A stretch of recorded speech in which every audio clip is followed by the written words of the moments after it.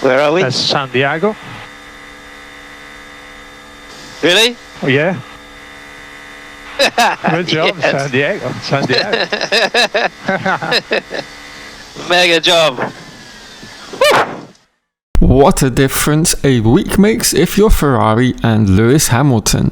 After the disaster of Melbourne, the 7-time world champ and Ferrari have come out on top in sprint qualifying at the Chinese Grand Prix, beating out his longtime rival of Max Verstappen and Oscar Piastri. And it's been quite the turnaround from what we saw just a week ago in Melbourne, with the SF-25 looking like a totally different car from the one we saw over in Australia. And there are other noticeable highlights from the sprint qualifying session, with very good performances from the likes of Alex Albon and Ollie Bearman in it.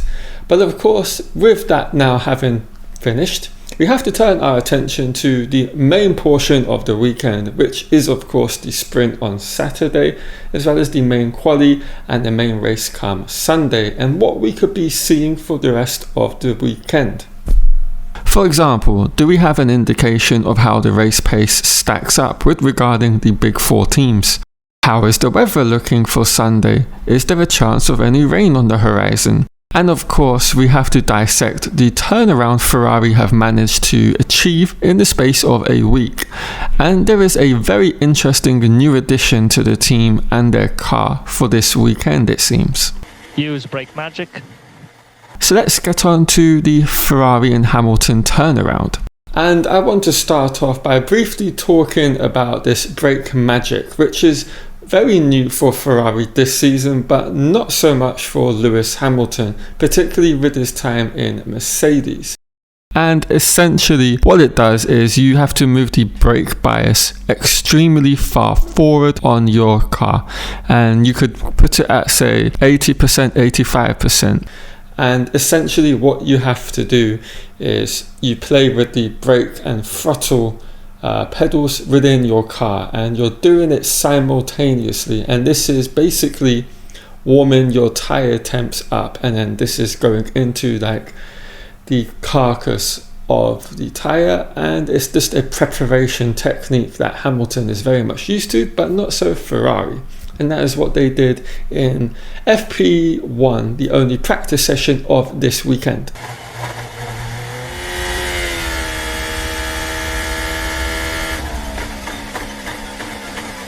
Now, you don't want to do this too often, because if you do it too often, you get into a situation where you're going to glaze the front brakes. Now, what that is essentially when you've done it too much, the brakes are going to get hardened and smooth, and then you're going to lose the overall performance that was originally available to you in the braking phases of all of the corners on a circuit, and thus you're going to have to brake that much earlier to make sure you stop at the point in which you need to turn in for the corner. So doing it too much is going to put you at a disadvantage for the rest of the session. Now, of course, let's very briefly talk about the turnaround in terms of the SF-25. It went from looking absolutely lost at sea in Melbourne to looking extremely planted, and with Lewis Hamilton looking completely in control and at one with his SF-25 in qualifying.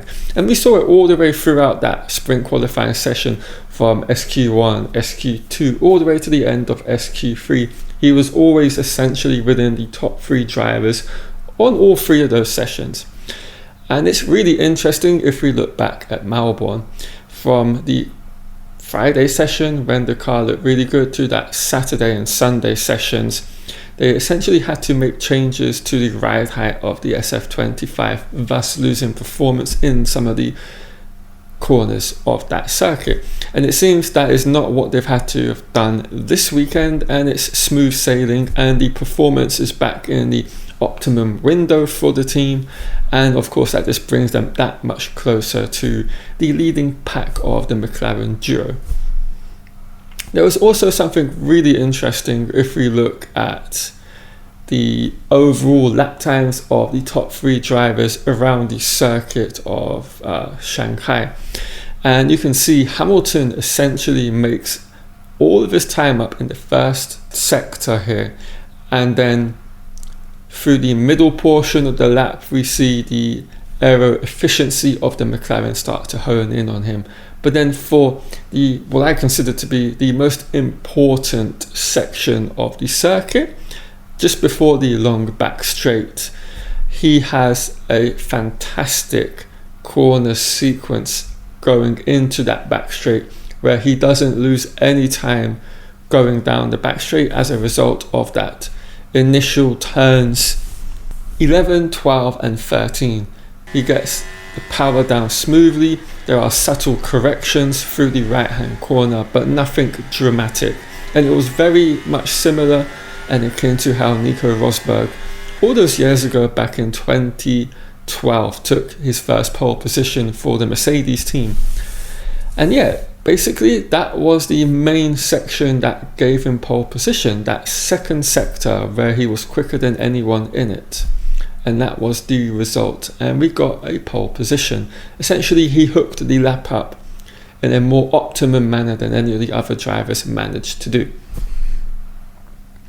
So yeah, that is the fantastic turnaround Ferrari have managed to do in the space of a week. But now let's focus in on race pace, because that is going to be of the utmost importance, with an expected high degradation on the front left tyre because of the graining situation that is occurring there, and it always does every season.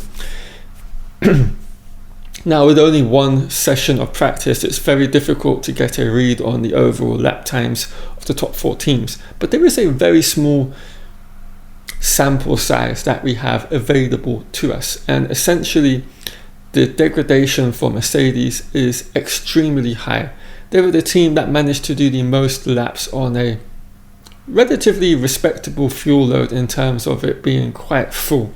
I suspect they were probably half tanks, which is what we can kind of expect to see tomorrow in the sprint race, and they had quite a drop off in lap time. But in terms of the overall average lap time that they were doing in these 2 stints for Antonelli and Russell, it was very much within the 96-second mark. So what is that? Or 1 minute 36 seconds. So as you would expect, 5 seconds off the overall pace set in qualifying. Now for Red Bull and Ferrari, it's a little bit different. Those 3 teams didn't necessarily get a long enough run in to give a really good sample size of what we can expect to see out of their race pace. But what we saw from it, it looks very much quite similar to the lap times Russell and Antonelli were setting as well. And if I can go back to Australia in that FP2, it was the same similar situation there.